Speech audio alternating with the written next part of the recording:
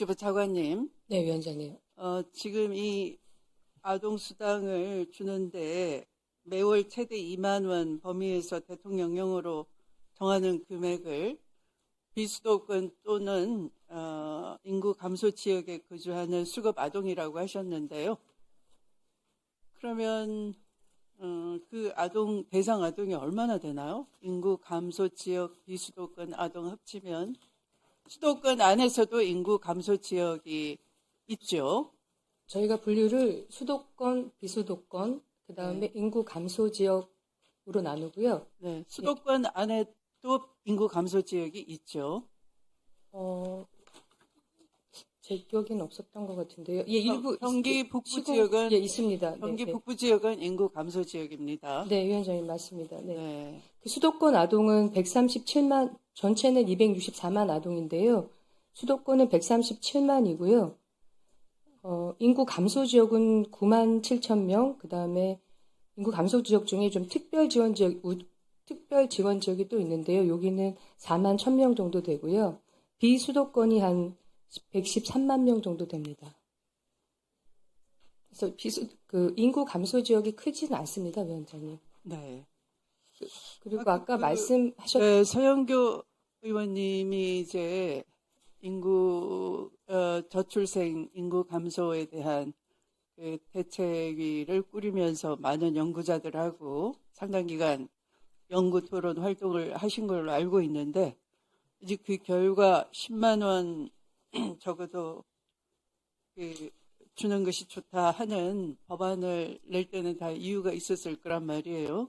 네. 그러면 차관님께서 지역사랑 상품권 1만 원으로 구입할 수 있는 게 뭐가 있을까요? 짜장면 한 그릇 얼마입니까 요새? 9천 원. 네? 네. 9천 원도 하고 어떤 데는 8, 9천 원 뭐 네. 만 원 넘고 그렇습니다. 12,000원. 네, 네. 그러면 엄마 없을 때 짜장면 한 그릇도 배달시킬 수 없는 지역사랑 상품권을 준다고 해서 이게 뭐가 될까요? 응답이 될까요? 제가 이해하고 있기로는 서 의원님께서 말씀하신 건 그 지역이 지역 카페로 줄 때 추가로 1만 원을 더 주는 안을 말씀하신 걸로 이해하고 있고요. 아니 이제 서 의원님은 10만 원을 말씀하셨죠. 네. 근데 그거는 위원장님 올해 예산이 그렇게 안 돼 있어서 음. 법을 규정하기는 조금 어려울 것 같습니다. 인구 감소 지역 중에 우대 지역에 10,000원 준다는 거 아닙니까? 그 추가로 10,000원 주고 우대 지역은 특별 지역은 2만 원 더 주고 맞습니다. 수도권은 5,000원 더 주고 맞습니다. 이렇게 해갖고 뭐 네. 아니 그러니까 하겠습니까? 네. 저희는 더 드리고 싶은데, 그러니까 네. 우대 지역 인구 감소 지역의 인프라가 좀 부족해서 조금 더 지급했으면 했는데요. 말씀드린 대로 예산 이렇게 협의 과정에서 5천 원, 1만 원, 2만 원 이렇게 지금 우대 지역은 편성이 되어 있고요. 그 다음에 당초 정부안은 인구 감소 지역에 지역 카페를 줄 때 1만 원을 더 추가로 주는 거를 그때 이제 상임위 안에 논의를 했었는데 그거는 여야 협의 과정에서 이제 반영이 안 됐습니다. 네. 소심하십니다. 예산 편성하실 때 잘하시지. 그러니까 10,000원을 더 추가로 지급해서 했던 건 10만 원을 주면 네. 저희 지역 카페로 받으니까 네네. 그 지역 카페는 10% 할인이거든요. 맞습니다. 그러니까 10,000원을 더 주자 했던 건데 맞아요. 네. 10만 원은 빠지고 10,000원만 더 들어갔어요. 죄송합니다. 네.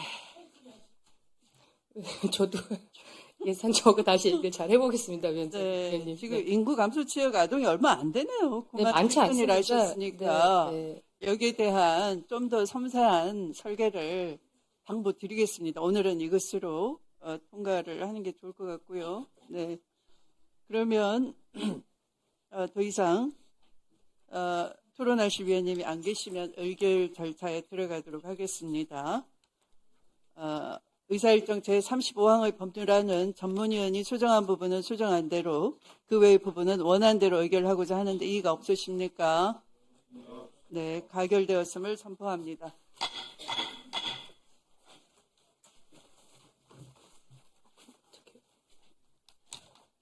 두 분 수고하셨습니다. 네, 위원장님. 36항이 잠깐만 앉아 계세요. 네네. 제가 착각했습니다. 네, 다음으로 의사일정 제36항의 법률안은 대체 토론에서 논의된 사항을 반영해서 전문위원이 수정한 부분은 수정한 대로, 그 외 부분은 원한 대로 의결하고자 하는데 이의 없으십니까? 네, 가결되었음을 선포합니다.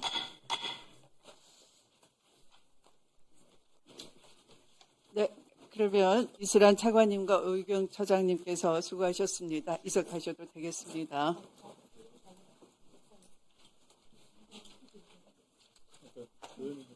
말씀만 받고 되세요?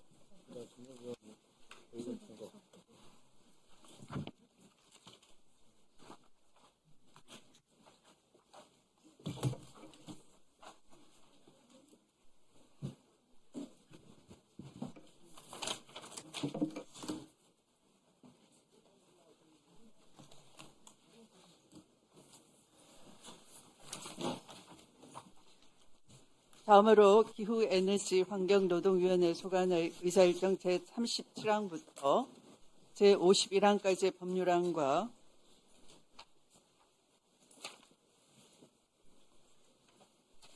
기후위기 특별위원회 소관의 의사일정 제52항의 법률안 등 16건의 법률안을 일괄 상정합니다. 이세진 전문위원께서 검토 보고해 주시기 바랍니다. 전문위원입니다. 의사일정 제37항부터 제51항까지 15건의 기후에너지 환경노동위원회 소관 법률안에 대한 체계자구 검토 결과를 보고드리겠습니다. 먼저 각 법률안에 대한 수정 의견은 기후에너지 환경부 및 고용노동부와 협의하여 제시된 것임을 말씀드립니다. 의사일정 제37항 김성환 의원이 대표 발의한 수소경제 육성 및 수소안전관리에 관한 법률 일부 개정 법률안은 수소에너지와 수소에너지 설비에 대한 정의를 신설하고 수소경제 이행을 촉진하기 위한 사업에 필요한 사업비를 회계연도마다 세출 예산에 계상하도록 하며 수소에너지의 개발 이용 보급 촉진에 관한 장을 신설하고 수소에너지 설비 사업의 투자 공고 및 수소에너지 이용 의무화 등 신에너지 및 재생에너지 개발 이용 보급 촉진법에 있던 재생에너지의 개발 이용 보급 등에 대한 규정을 이 법으로 이관하여 규정하려는 등의 내용입니다. 개정안 제7조의 3, 제1항 제4호는 기후에너지 환경부 장관이 기초연구진흥 및 기술개발 지원에 관한 법률 제14조의 2, 제1항에 따라 인정받은 기업부설 연구소와 협약을 맺어 수소에너지 연구개발 사업 등을 할 수 있도록 하고 있는데 해당 내용은 기업부설 연구소 등의 연구개발 지원에 관한 법률 제7조 1항으로 이관되었으므로 안 제7조의 3, 제1항 제4호의 인용 법조문을 수정하였습니다. 의사일정 제41항 가습기 살균제 피해 구제를 위한 특별법 전부 개정 법률안 대안은 가습기 살균제 피해에 대한 국가와 가습기 살균제 사업자의 손해배상 책임을 규정하고 국무총리 소속으로 가습기 살균제 배상 심의위원회 설치 운영하며 종전의 가습기 살균제 사업자의 분담금을 재원으로 하는 피해 구제 자금에 국가의 납부 의무를 정하는 등 가습기 살균제 피해에 대한 공정하고 신속한 배상이 이루어지도록 하려는 내용입니다.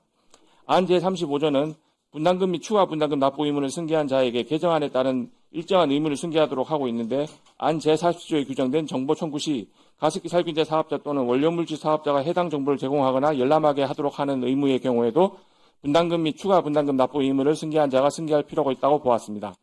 의사일정 제42항 고용보험 및 산업재해 보상보험의 보험료 징수 등에 관한 법률 일부 개정 법률안 대안은 근로복지공단이 근로자의 국세소득 자료를 고용산재보험료 산정에 활용할 수 있도록 하고 고용산재보험료 산정 기준을 전년도 월 평균 보수에서 해당 연도 해당 월 보수로 변경하는 등 고용산재보험료 산정 방식을 개편하는 내용으로 체계화 작업에 대해 검토한 결과 경미한 작업 수정에 별다른 문제는 없다고 보았습니다. 다만 개정안에 대하여 중소기업 중앙에는 중소기업 사업주 부담 가중, 근로자의 월별 소득 파악 필요성에 대해 사업주의 납세 협력 비용 및 현장의 행정 부담 대비 기대 효과 등을 고려한 신중한 검토가 필요하다는 의견이고 한국세무사회 및 한국공인노무사회는 영세사업자의 업무 부담, 월별 보수 신고의 어려움 등을 이유로 반대 입장입니다. 다음 의사일정 제44항 고용보험법 일부 개정 법률안 대안은 출산 전후 휴가 급여 등의 지원 대상에 배우자 유산 사산에 따른 휴가를 받는 경우를 추가하고 근로자의 고용보험 적용 기준을 소정 근로시간에서 보수로 개편하며 근로자의 구직급여 산정 기준과 보험료 산정 기준을 일치시키기 위하여 근로자의 구직급여를 보수 기준으로 산정하도록 하는 등의 내용으로 체계화 자구에 대하여 검토한 결과 경미한 자구 수정 외에 별다른 문제는 없다고 보았습니다. 개정안은 의사일정 제42항 고용보험 및 산업재해 보상보험의 보험료 징수 등에 관한 법률 일부 개정 법률안 대안과 연계된 것이므로 해당 법률안이 계류될 경우 의결이 보류되어야 할 것으로 보입니다. 의사일정 제44항 공무집위원회의 설치 및 운영에 관한 법률안 대안은 공무직 근로자 등을 공공부문에 종사하는 근로자 중 기간에 정함이 없는 근로계약을 체결한 공무직 근로자, 기간제 근로자, 파견 근로자 등으로 정의하고 국무총리 소속으로 공무직 근로자 등의 고용, 임금 등 근로조건, 그 밖의 인사관리와 관련된 정책 등을 심의 조정하기 위한 공무직위원회를 설치하되 해당 위원회는 이 법 시행일부터 5년간 조속하도록 하는 등의 경우로 체계와 자구를 검토한 결과 경미한 자구 수정 외에 별다른 문제점이 없는 것으로 보았습니다. 다만 제정안에 대하여 행정안전부는 안 제10조 기획단과 관련하여 행정기관 소속 위원회의 설치 운영에 관한 법률 제10조 2항에 따른 경우 자문위원회 등에는 사무기구를 설치할 수 없는 것이 원칙이고 위원회의 원활한 운영을 위하여 불가피하게 지원기구가 필요한 경우 법률에는 지원기구의 운영 근거만 두되 구체적인 사항, 기구의 규모, 부서장의 직급 등은 추후 업무의 성격 및 업무량 등을 면밀히 검토하여 결정하는 것이 바람직하다는 의견을 제시하였습니다. 의사일정 제51항 환경오염시설의 통합관리에 관한 법률 일부 교정 법률안 대안은 통합허가 대행업자의 연간보고서 작성 대행 근거를 신설하고 이 경우 거짓이나 부실하게 작성하지 아니하도록 준수사항을 마련하며 통합허가 대행업자가 30일 이상 휴업하는 경우에만 휴업신고를 하도록 하고 3,000원 미만의 소액인 배출 부과금에 대해서는 징수를 면제할 수 있도록 하며 배출시설 등 및 방지시설의 설치관리 및 조치기준 위반 등에 대한 제재 규정을 보완하는 등의 내용으로 체계 및 자구를 검토한 결과 별다른 문제점이 없는 것으로 보았습니다. 다만 안 제38조 제4호는 법률 제13603호 환경오염 시설의 통합관리에 관한 법률 부칙 제4조 4항에 따른 배출시설 등의 폐쇄, 조업정지 또는 사용중지 명령을 이행하지 아니한 자를 7년 이하의 징역 또는 1억 원 이하의 벌금에 처하도록 하고 있는데 법률이 본래 규율하는 주된 내용을 정하는 본칙이 아닌 부칙을 위반한 행위를 처벌하도록 규정하는 것은 드문 입법례라고 하겠습니다. 의사일정 제38항부터 제40항까지, 제45항부터 제47항까지, 제49항 및 제50항은 경미한 자구 수정이 필요하다고 보았고 의사일정 제48항은 체계 자구에 별다른 문제점이 없다고 보았습니다. 다음으로 기후위기 특별위원회 소관 의사일정 제52항에 대해서 보고드리겠습니다. 법률안에 대한 수정 의견은 기후에너지 환경부와 협의하여 제시된 것임을 말씀드립니다.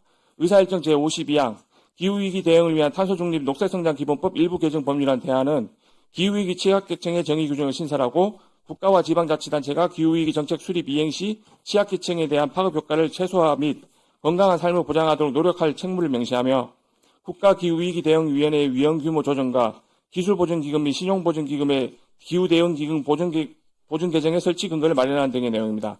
안 부칙 제1조 시행일에서는 이 법은 2026년 1월 1일부터 시행하되 제2조 12호의 2, 제3조 및 제70조의 개정 규정은 공포한 날부터 제47조의 개정 규정은 2026년 5월 12일부터 제2조 5호, 제8조 등의 규정은 공포 후 6개월이 경과한 날부터 시행하는 것으로 각각 규정하고 있으나 법제사법위원회 최고자구 심사일 이전에 이미 일부 시행일이 도과한 점을 고려하여 2026년 1월 1일 시행일로 규정한 부분은 공포한 날부터 시행하는 것으로 수정할 필요가 있다고 보았습니다.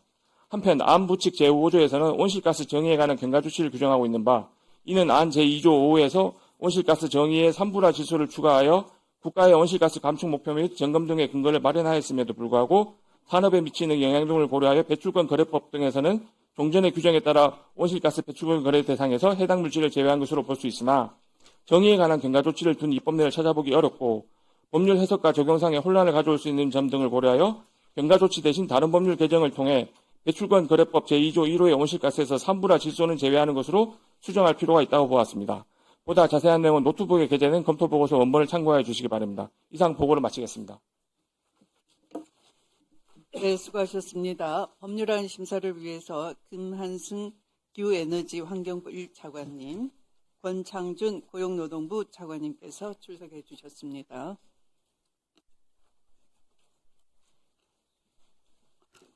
김성원 기후에너지부 장관과 김영훈 고용노동부 장관은 대정부 질문 출석 일정으로 인해서 차관이 대리 출석하셨다는 점을 사전에 양해해 주시기 바랍니다. 위 안건들에 대해 대체 토론하실 위원님 계십니까?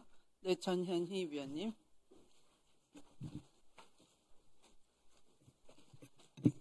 네, 기후에너지환경부 차관님께 질의하겠습니다. 예.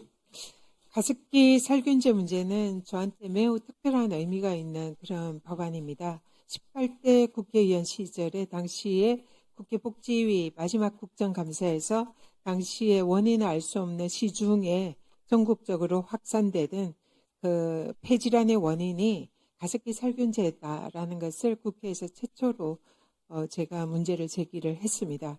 그리고 당시에 유통 중인 가습기 살균제를 전량 회수할 것을 요청했고 그 원인이 국회 차원, 정부 차원의 관리 책임이 있다. 그래서 이것은 국가가 배상해야 할 사안이다. 이렇게 지적을 한 바 있습니다. 근데 그게 제대로 당시에 정부가 이행을 하지 않아서 되지 않았고요. 20대 국회 때는 가습기 살균제 피해 구제 특별법 개정안을 대표 발의해서 통과가 됐습니다. 그래서 이번에 개정안이 나오는 것이 이 법을 다시 개정하는 것으로 알고 있는데요. 당시의 주요 내용이 입증 책임 전환, 피해자 집단 소송제, 증거 개시 명령제, 또 장애급여와 사망자 위로금 이런 것이 이제 법에 처음으로 들어갔습니다. 그런데 그때도 마찬가지로 정부가 제대로 이행을 하지 않아서 실제로 가습기 살균제 피해 구제가 제대로 되지 않았던 그런 상황이었습니다. 그런데 이번에 대통령께서 가습기 살균제 문제를 사회적 참사로 명확히 규정하고 국가의 배상 책임을 약속하신 것은 매우 의미가 있는 진전이다 생각합니다. 그래서 그 내용을 담은 정부 입법이 이제 이번에 지금 법사위에 올라왔는데요. 근데 여전히 이 내용이 그동안 이제 환경부였죠. 환경부에서 해온 그 내용과 별반 다를 바 없다. 그리고 이런 진정한 대통령께서 말씀하신 온전한 국가 배상 이것이 법에 담기지 않았다 이렇게 생각합니다. 그래서 이 법은 지금 다시 지금 법사위에서 한 번 더 계류하든지 아니면 환노위에 가서 이 법에 대해서 다시 좀 논의가 필요하다 이렇게 생각이 들고요.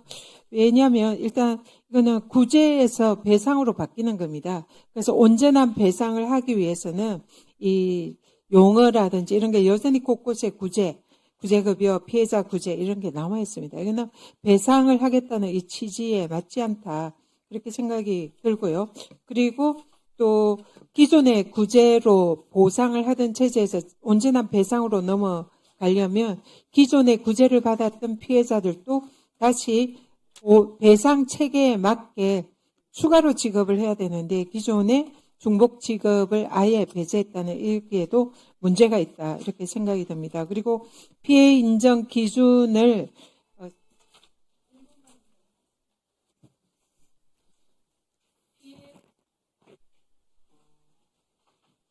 그냥 넣지 말고 그냥 네.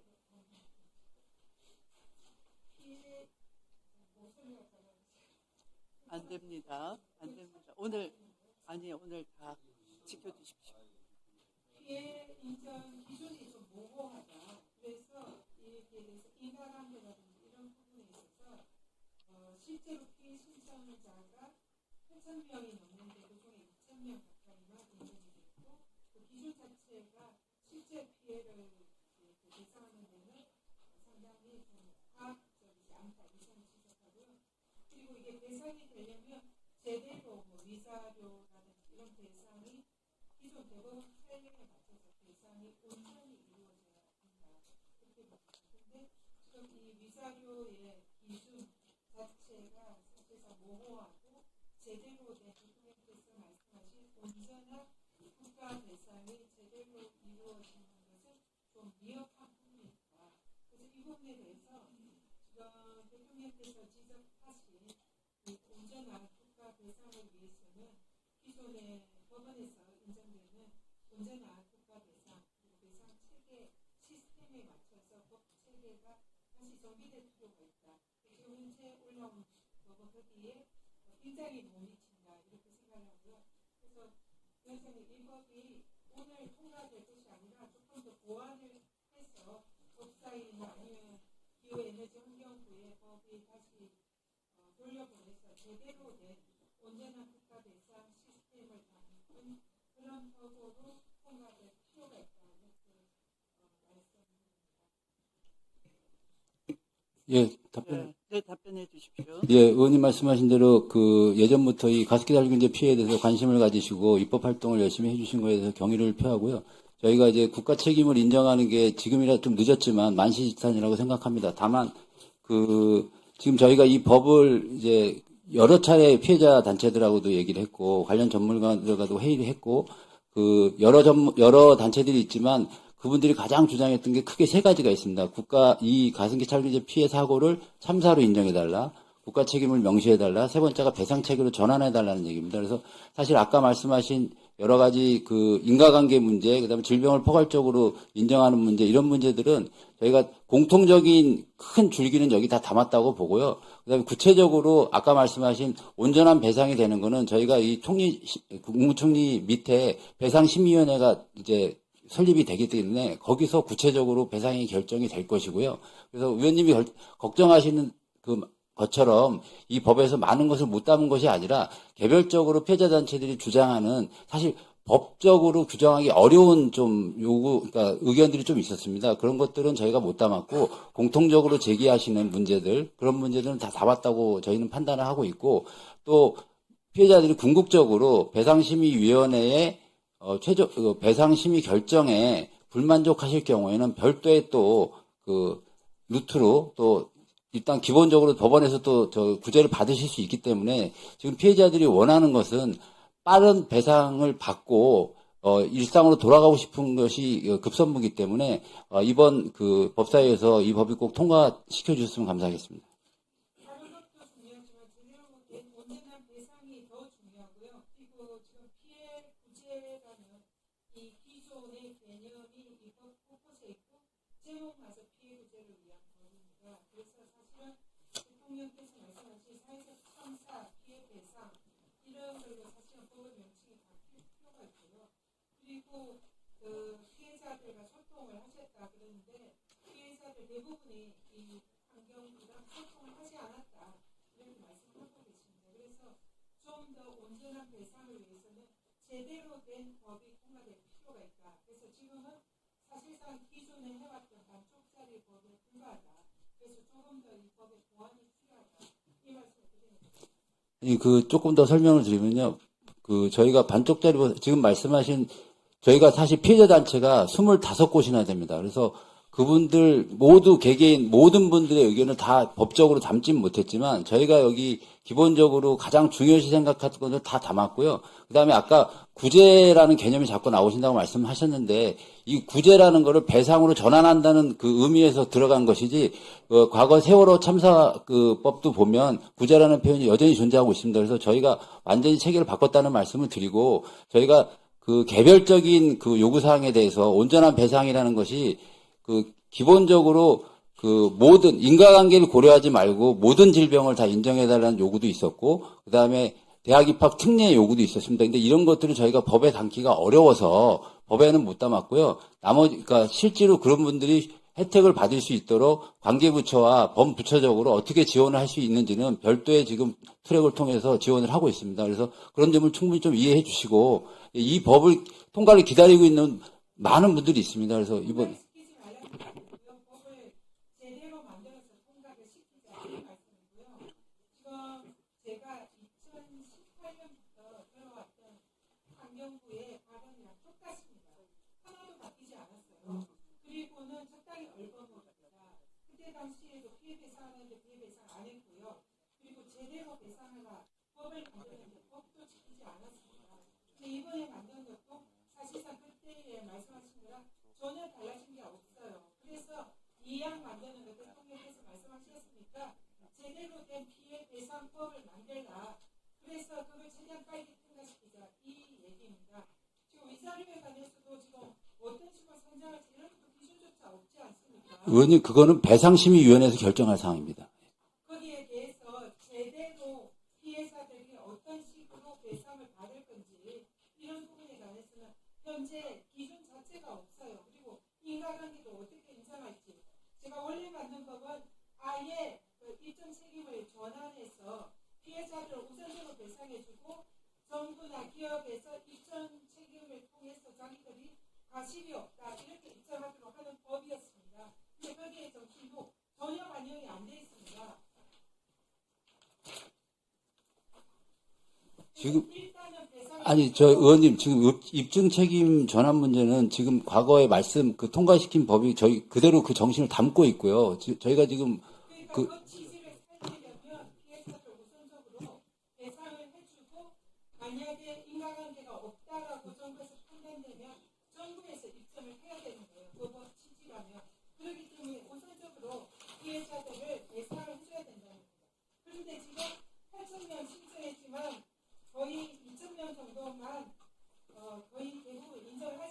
아니, 의원님, 저기 8천 명 넘는 분이 신청을 했고요. 실제 인정받은 분이 5,742명입니다. 2,000명 정도는 불인정이죠. 그거는 불인정이라는 게 인정을 할 수 그러니까 인간관계, 그러니까 인정할 수 없는 부분도 있고요. 저희가 완화해서 입증 책임을 저희가 완화해서 적용을 하고 있고요. 실제로 저희가 피해가 있는지 없는지를 할 때 폐기능 검사를 하는데 폐기능 검사를 못 하시는 분들도 있거든요. 그런 부분을 저희가 안 한 것이지 그 입증 책임을 저희가 굉장히 협소하게 주장을 해서 그 책임을 저희가 그 완화한다는 그 뜻이 아닙니다. 책임이 전환됐다는 건 무슨 얘기냐면요. 가습기 살균제로 피해를 받았다고 주장하는 피해자들이 있으면 거기에 피해를 받았다는 정도만 입증을 하면 인과관계는 정부가 입증을 해야 된다는 겁니다. 인과관계가 없다는 것을. 그렇기 때문에 기본적으로 피해 배상을 먼저 해주고 정부 쪽에서는 인과관계가 없다라는 것을 정부가 입증해야 된다. 그건 취지예요. 근데 이번 법에 그런 취지가 담겨있지 않은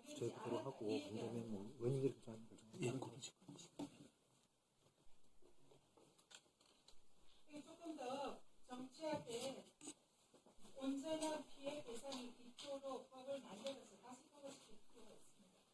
지금 사실은 수만 명의 피해자들이 있어요. 근데 정부는 그 사람들을 보지 않고 있어요. 실제로 피해자들 훨씬 많다는 얘기입니다. 저희가 지금 거듭 말씀드리면 지금 이 법에서 인과관계 추정 규정은 그대로 저희가 들여왔습니다. 그러니까 다 배상을 해줘야 된다는 거예요. 피해자들 일단. 그리고 거기서 인과관계가 없는데 피해를 신청한 것은 정부가 인과관계가 없다라는 걸 입증해야 된다. 그게 법의 취지라는 겁니다. 제가 알고 있기로는 다른 이런 세월호 특별법을 포함해서 다른 사회적 참사와 관련한 국가 배상과 관련된 법제를 저희가 여러 전문가들 연구를 했는데요. 우리가 제가 만들 때 다른 국가 배상이나 다른 손해배상과 다른 특별한 규정을 넣은 거예요. 그렇기 때문에 다른 것과 비교가 안 되고 이 법만의 특별한 내용인 겁니다. 그래서 세월호 이런 것과 비교를 하면 안 되는 거죠. 내용을 잘 모르시면서 지금 법을 만드셨잖아요. 아닙니다. 지금 배상심의위원회에서도 저희가 인과관계를 완화해서 적용할 예정이기 때문에 입증적인 전환이라니까요. 완화는 다른 법안을 하나 뽑았죠. 전혀 파악을 못하고 엉뚱한 법을 만들었잖아요. 네, 그러면 나경원 의원님 토론해 주십시오. 지금 우리 전기차 비율 조금 질의하겠는데 중국산 전기차 비율이 얼마나 되는지 아십니까? 점유율이? 그 승용차 같은 경우에는 한 중국차 점유율이 한 30% 정도 되는 걸로 알고 있습니다. 지금 중국산 전기차 신규 등록 대수가 전년 대비해서 112% 증가했다고 제가 본 통계는 그렇게 되어 있습니다. 네. 74,728대. 5년 전에 1%였어요. 네. 국내산은 2022년에 75%였는데 지금 현재 국산차는 57%로 지금 급감했습니다. 맞죠? 네, 좀 그런 측면이 있습니다. 근데 지금 보면 중국산 전기차에 대한 이 보조금이 중국산 전기차가 중국에서 생산될 때도 보조금 받고 그리고 사실은 뭐 산업용 전기도 쌀 테고 이렇게 해서 했는데 또 와서 이 우리 정부 쪽에 보조금을 받는 것 아니냐. 그래서 이 국산차에게 유리하게 좀 보조금 설계를 바꿔야 되는 것 아니냐. 그리고 실질적으로 이 보조금도 상호주의에 따라서 보조금을 좀 지급해야 되는 것 아니냐 이런 문제 제기가 있습니다. 이 부분에 대해서는 어떻게 생각하십니까? 실제로 지금 저희가 전기차 보조금 지침을 보면 사실은 국내 제작된 전기차가 좀 보조금을 많이 받을 수 있는 구조로 되어 있습니다. 이게 이제 중국산 전기차에 들어가는 배터리가 국내산 전기차 배터리의 에너지 밀도가 높기 때문에 저희가 에너지 밀도라든지 여러 가지 조건들을 보고 보조금을 차등 지급하고 있기 때문에 현재도 국내산 전기차가 중국산 전기차보다는 보조금을 많이 받고 있습니다.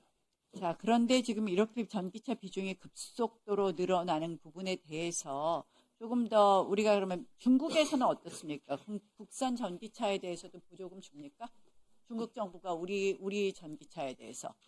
중국 정부는 구매 보조금은 저 안 주는 걸로 알고 있습니다. 폐지된 걸로 알고 그러니까 있습니다. 결국은 이런 차별이 있다는 거죠. 저는 사실은 우리처럼 외국 기업에게 유리하게 아닙니다. 제 말씀은요. 않나 중국은 지금 생각이 들고요. 중국산 국내 전기차나 외국산 전기차나 구매 보조금은 없는 걸로 알고 있습니다.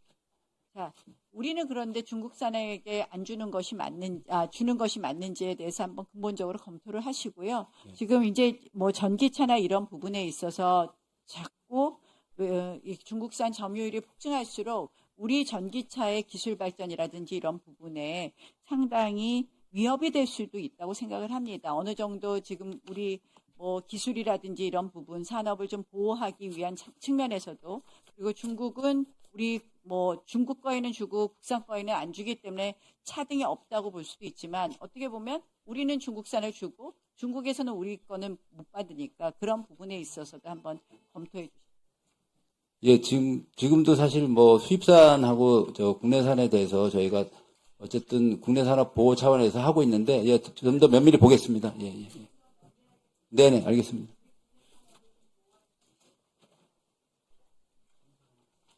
네, 최익진 위원님.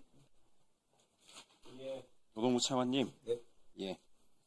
조금 뭐 민감한 질의를 지금 오신 김에 하겠습니다. 제가 민주당 의원님들하고 사회적 기업 육성법 개정안을 발의를 했어요. 주무부처를 노동부에서 중기부로 옮기자라고 하는. 그런데 이제 지금 이게 노동부의 강력 반대로 해가지고 논의조차도 안 되고 있는 모양이에요. 제가 노동부가 해도 너무하는 거 아니냐라는 생각들을 좀 해봅니다. 물론 이제 그 사이에 고생하셨다는 거 인정은 해요. 최근에 어쨌든지 간에 우리 이재명 정부 들어와서 가장 큰 혜택을 본 부처 중에 하나가 노동부 아닙니까? 근로감독관도 엄청나게 증원되고 차관도 자리 하나 더 생긴 거 아닙니까? 사실은. 예? 그럼 그런 건 다 챙기시면서 정책 목표를 달성하기 위해서 이관해야 되는 것은 또 극렬하게 반대하는 이런 것들은 너무 이기적인 게 아닌가라는 생각이 들어요. 근거 없이 이런 말이 나온 게 아니지 않습니까? 영국이 사회적 기업 제도화한 게 2006년이에요. 우리가 2007년도에 했죠. 그죠? 영국이 사회적 기업 제도화하고 지금 현재 한 3만 개가 훨씬 넘었습니다. 이제 4만 개가 곧 됩니다. 우리 노동부가 육성한 사회적 기업은 3천 개 조금 넘었어요. 10분의 1도 안 돼요. 그럼 정책을 실패한 거 아닙니까? 예? 이유는 하나라고 봐요. 영국은 생태계로 갔죠. 금융지원체계, 국제개발협력 사업에 투입할 수 있도록 열어주고, 예? 그 다음에 저기 조달시장 만들어주고, 이런 식으로 해서 자생적으로 정부 지원은 많지 않았습니다. 우리가 정부 지원은 한 100배 정도 한 것 같아요. 재정은. 돈은 100배를 투입했는데 성과가 10분의 1 정도밖에 안 된다라고 하면 이건 실패한 거니까 잘하는 부처에 넘기는 게 좀 맞다고 봅니다. 근데 이 논의가 제가 알아보니까 이번만이 아니었어요. 이명박 정부 때도 있었더라고요. 이명박 정부 때는 노동부가 사회적 기업 육성하기에는 거긴 기업 육성 부처가 아니니까, 기업 감독 부처니까 총리실 쪽으로 이관하겠다는데 노동부가 강력 반대해서 그때 안 됐다 그래요. 아시겠지만 문재인 정부 때도 정책 조정하려고 하는데 노동부가 강력 반대해서 못했어요. 지금 또 이래요. 윤석열 정부 때 예산 거의 100% 가까이 다 날렸죠. 예? 사회적 기업 예산 다 날렸잖아요. 제가 알아봤어요. 대통령실에서 찍어 눌러서 날린가 했더니 그게 아니라 기재부에서 부처마다 재정 지금 줄이라고 하니까 노동부가 가장 관심 없는 게 사회적 기업이니까 사회적 기업 예산만 반란해가지고 다 날려버린 거 아니에요. 근데 이걸 어떻게 계속하겠다라고 저는 고집을 하실 수 있는지 개인적으로 또는 현장에서는 눈물을 흘리면서 호소를 했어요. 그때 너무 고통스러웠다고. 이걸 왜 가져갑니까? 잘하실 수 있는 거 하세요. 근로감독 잘하시고 기업들 부당행위하면 강력하게 조사해서 노동자들 지켜주고 하는 일 하시면 되고, 기업 지원하는 일이나 이런 것들 사회적 기업이 요구하는 게 뭐예요? 금융, 마케팅, 연구개발, 수출 지원 이런 거 해달라는 거 아닙니까 지금?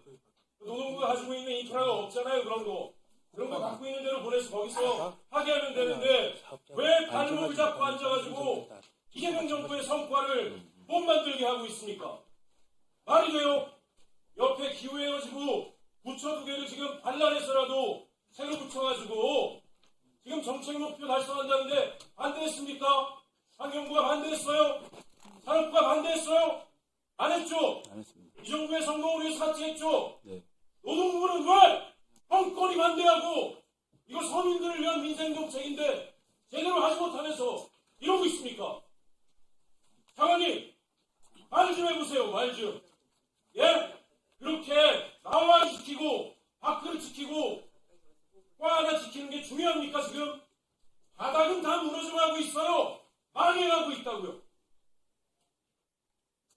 이 관련해서 노동부 입장이 뭔지 정리해서 따로 보고해 주시고, 그 다음에 지난 정부에서 왜 자발적으로 예산을 다 날린 게 누구 탓인지, 누구의 지시로 노동부 내부에서 자발적으로 했대요. 그 진짜 가장 어려운 사람들 예산을 노동부가 직접 다 발라낸 거예요. 그때 국장은 누구고, 실장은 누구고, 과장은 누구고, 담당 주무성위원회 누구였는지 다 정리해서 보내주세요. 이상입니다. 네, 알겠습니다. 답변을 좀 예, 해주시기 바랍니다. 의원님 말씀하신 내용 저희가 정리해서 보고 드리겠습니다. 다만 이제 저희가 얼마 전에 대통령 모시고 사회적 연대 경제 활성화를 위한 각 부처의 역할, 이런 것들을 행안부 중심으로 사회적 연대 경제를 활성화하기 위한 허브를 만들고 각 부처의 역할들을 하는 계획들을 저희가 보고를 드렸습니다. 그래서 이제 그거에 따라서 좀 각 부처 간에 협업을 하고 있고, 의원님 말씀 주신 것처럼 중소벤처기업부에 보내는 거에 장점도 있고, 사실은 잘 아시겠지만 이 사회적 기업이라는 게 기업적 속성만 있는 것은 아닙니다. 그래서 거기에는 사실은 연대를 위한 여러 가지 지역의 일자리 문제, 고용 문제, 취약계층에 대한 문제, 이런 것들이 다 복합적으로 되어 있기 때문에 의원님 말씀 주신 것처럼 그 부분에서 어떤 입장인지에 대해서 좀 더 소상하게 저희가 정리해서 의원님께 다시 한번 보고를 드리겠습니다. 장관님 대립에 하나만 더 말씀드릴게요. 노동부는 일자리 정책 연계하면 됩니다. 사회적 기업뿐만이 아니라 각 부처에 있는 모든 사회적 경제 조직에 취약계층 일자리 정책 연계하시면 되죠. 그게 원래 노동부의 역할에 맞는 거예요. 그 역할을 키워가시면 된다고 봅니다. 또 하나, 요번에 똑같은 일이 벌어졌다고 제가 확인했는데, 행안부가 사회연대경제기본법 통과시킬 때 노동부가 사회적 기업 육성정책 건드리면 동의 안 하겠다라는 그런 태도를 보였다라고 하는데, 이게 말이 됩니까 지금이? 그런 거 하지 마세요. 예, 의원님 그게 예. 다른 거 발목 잡으면서 밥그릇 지키려고 하지 마세요. 이 정부가 제일 큰 혜택이 같잖아요. 왜 근로감독권 왜 늘렸습니까? 산재 예방 잘하시고 노동자 더 이상 죽지 않게 하는 거에 노동부가 전심전력 하라는 거 아닙니까? 그래서 차관장이 더 준 거 아니에요. 그거에 집중하시고요. 이쪽은 이쪽이 잘 되게 해주는 거. 그게 정부 부처가 국민을 위해서 하는 일 아닙니까? 그렇게 좀 차관님은 제가 믿는 분이고 그리고 잘 하시는 분이니까 잘 좀 정리해서 진행해 주시기 바랍니다. 네, 별도로 한번 보고 드리겠습니다. 상세하게. 알겠습니다. 네.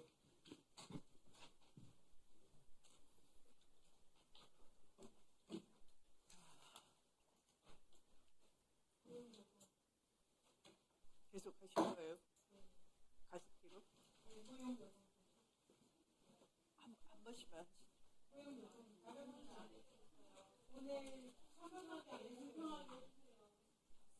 아니, 지금 위원님들이 다, 일정들이 다 있으셔서 아까 확인을 한 결과 이게 끝까지 진행해내기가 어려워요. 좀 양해해 주시기 바라고요.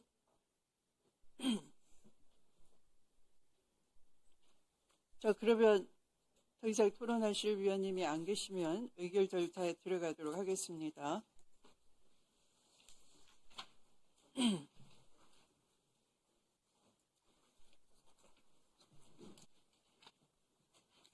의사일정 제48항의 법률안은 원안대로 의결하고자 하는데 이의가 없으십니까? 네, 가결되었음을 선포합니다.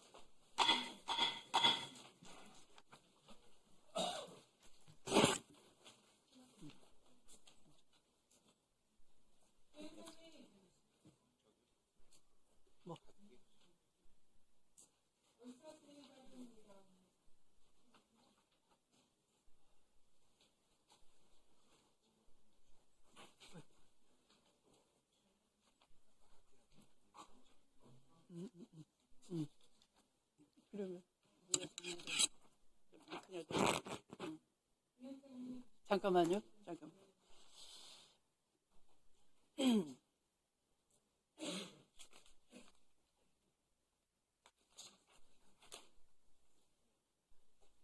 (44항의) 법률안을 봐주시기 바랍니다. 본호부도 함께 봐주시면 되겠습니다. 이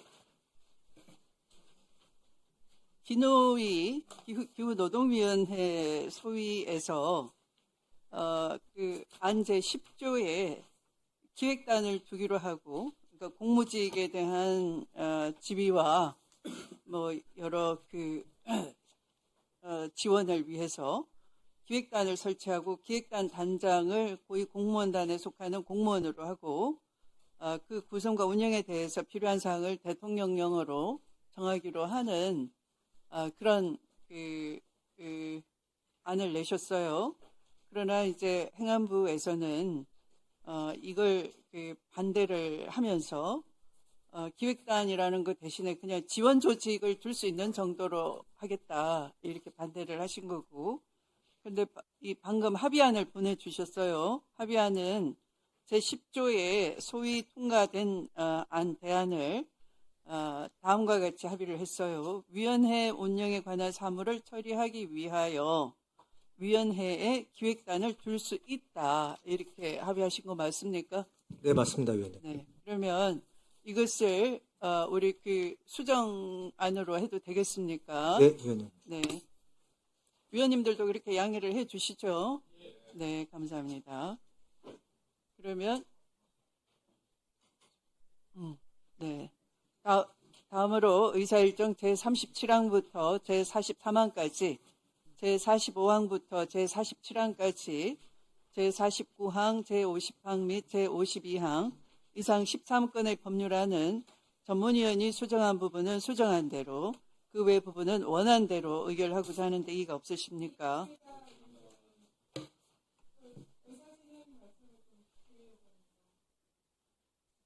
어떤 네. 아까 가습기 살균제법이 네. 국내의 법이 시청 책임 전환이 규정되어 있는 법입니다. 기존의 법이요.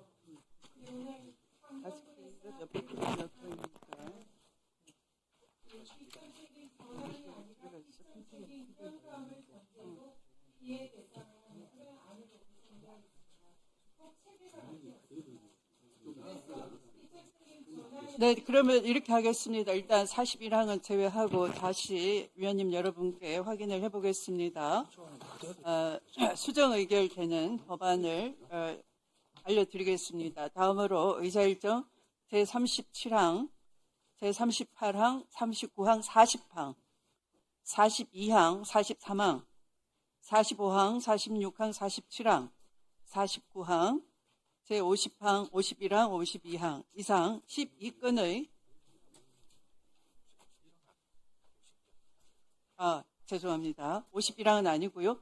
다시 하겠습니다. 의사일정 제37항, 38항, 39항, 40항, 42항, 43항, 45항, 46, 47, 49, 50, 52 이상 12건의 법률안은 전문위원이 수정한 부분은 수정한 대로, 그 외 부분은 원한 대로 의결하고자 하는데 이의가 없으십니까? 네, 그러면 가결되었음을 선포합니다. 이 41항의 가습기에 대한 피해 구제를 위한 특별법 전부 개정 법률안 대안은 위원장님, 변현희 의원님이 말씀하신 잠깐 되시기 바랍니다. 아까 충분히 설명을 드렸고요. 또 전 의원님이 지적하신 문제점도 이해를 했습니다. 그러나 이것은 이 새로운 정책적인 제안이라고 할 수가 있습니다. 그래서 여기 법사위는 이 해당 기후에너지환경노동위원회 대안으로 보낸 것에 대한 체계자구심사 권한만 보유를 하고 있습니다. 그래서 새로운 정책적 제안에 대해서는 우리 국회의원은 각자가 헌법기관으로서 새로 개정안을 발의를 할 수도 있고요. 또 해당 상임위를 거쳐야 되는 것입니다. 그래서 해당 상임위가 이렇게 법안을 만들어서 넘어온 것에 대한 것을 대상으로 체계의 정합성이나 자구의 그 이상 유무 이런 것을 확인하는 과정이 있기 때문에 지금 더 나아가서 지금 제안하시는 것은 이제 별다른 문제이어서 오늘 이것에 대해서는 충분한 토론이 이루어졌다고 보고요. 여기에 대해서 표결에 들어가도록 하겠습니다.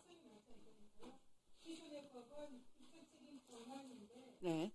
환경부에서 만든 법은 입증책임 평가 완화를 전제로 한 법이기 좀 설명을 드리겠습니다. 이 좀 네. 사실관계가 달라서요. 네, 설명해 주시기 바랍니다. 네, 그게 아니고 지금 말씀하시는 부분이 저희 지금 특별법 전부 개정안에 보면 제6조의 인과관계 추정이 있는데 이건 기존의 법에 있는 문구를 그대로 갖고 왔습니다. 여기 어떻게 되어 있냐면 제6조의 인과관계 추정글에서 다음 각호의 사실이 모두 증명된 경우에는 독성 화학물질이 함유된 가습기 살균제로 인하여 건강피해가 발생한 것을 추정한다.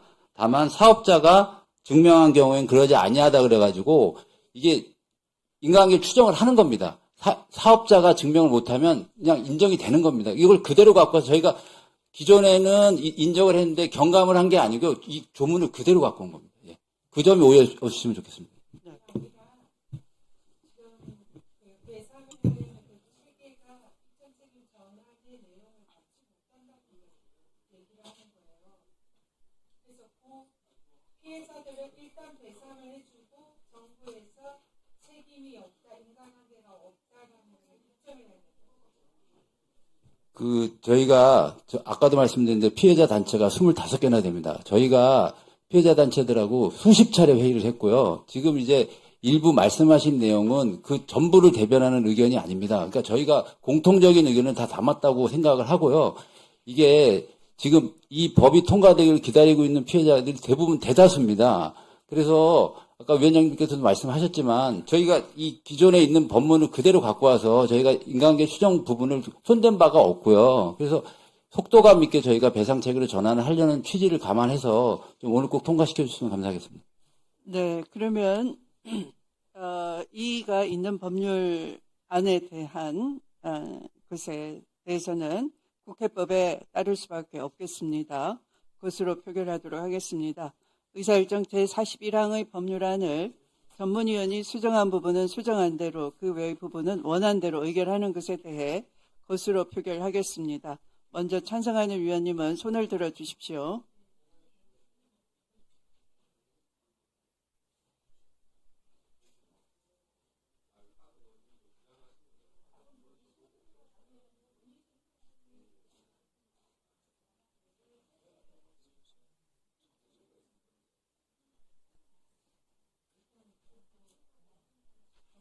다시 말씀드리겠습니다.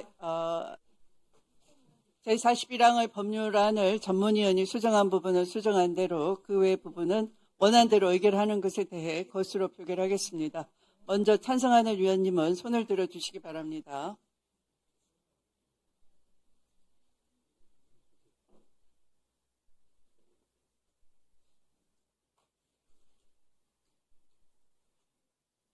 네, 내려주십시오. 다음 반대하는 위원님은 손을 들어 주십시오.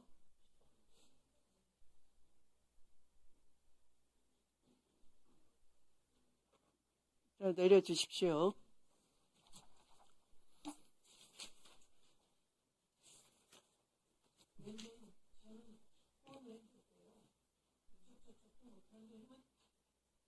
우리 전현희 의원님께서 얘기하시는 내용이 바뀌는 게 아니라는 거 아닙니까?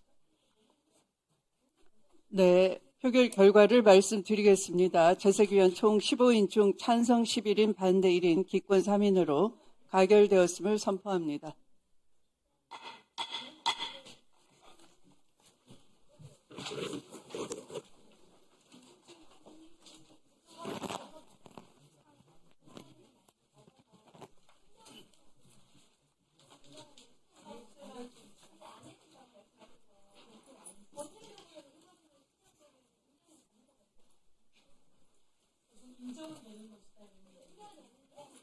다음으로 의사일정 제44항의 법률안은 대체 토론에서 논의된 사항을 반영하여 아까 공무주기죠.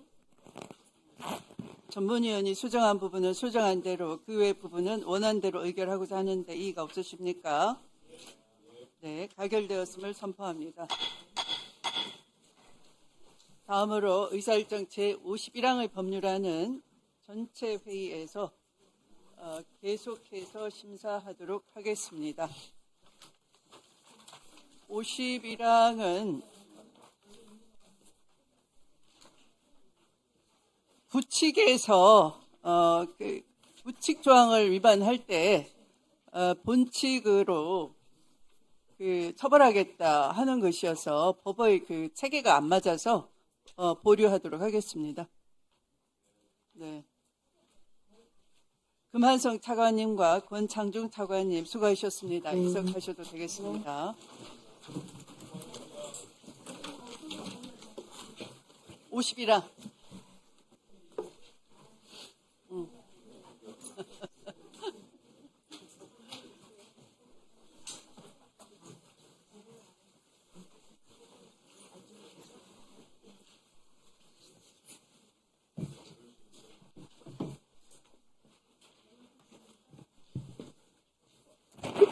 네, 저녁 드립니다.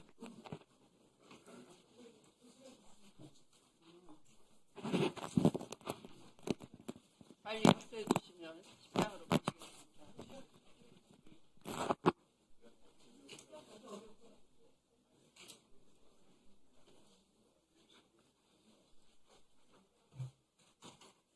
다 왔어요? 거의 다 왔어.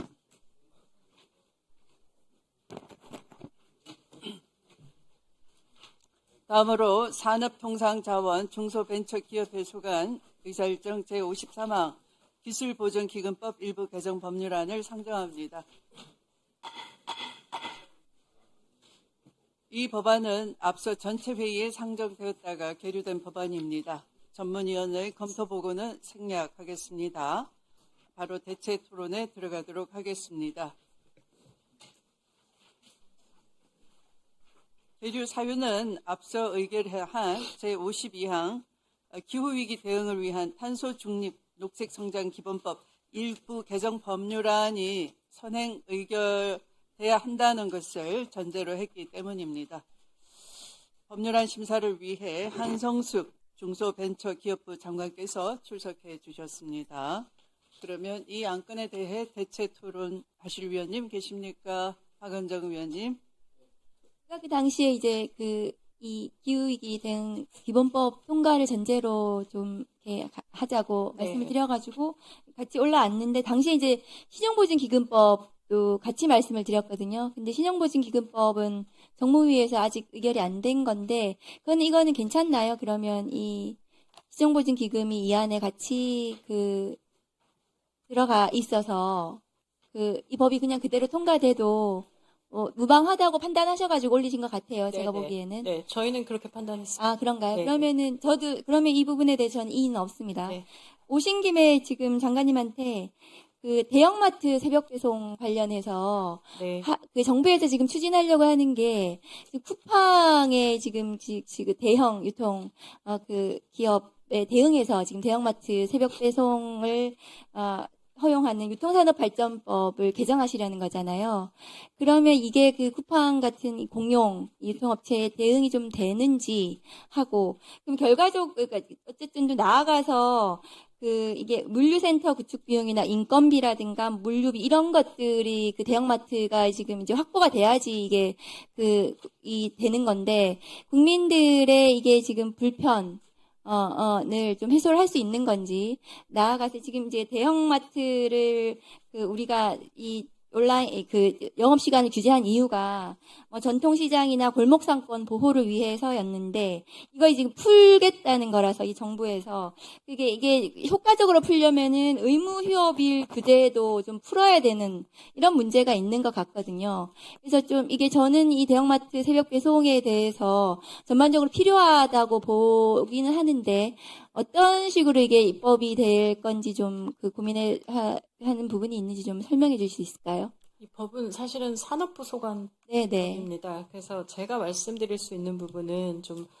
한계가 보편적으로 있을지도, 말씀드릴 예. 수 있는 수준에서 말씀드릴 수 있을 것 같은데요. 지금 현재 의원님들 잘 아시는 것처럼 워낙 이제 오프라인과 온라인의 유통의 변화가 사실 지난 10여 년간 꽤 많은 부분이 일어났고 그것 때문에 점유율의 변화라고 하는 것이 이 온라인에서 오프라인의 마트들도 꽤 어려움을 겪는 상황이란 이야기들도 이제 꽤 많은 부분이 이번 법이 추진되는 부분에 반응이 있다고 생각되고요.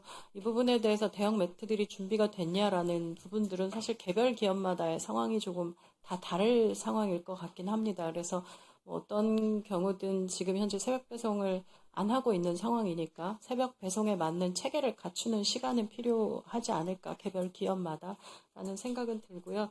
다만 이 부분에 대해서 사실 의무 휴업일 규제까지 풀어야 하는 거 아니냐라는 말씀은, 이게 또 한편으로 본다면 또 소상공인과 이 시장, 전통시장의 또 상황 속에서 또 다 생각해야 될 좀 부분들이 있기 때문에 그런 부분에서 좀 여러 차원에서 다각도로 검토해야 될 사항들은, 그러니까 다른 부분까지 더 가는 부분들을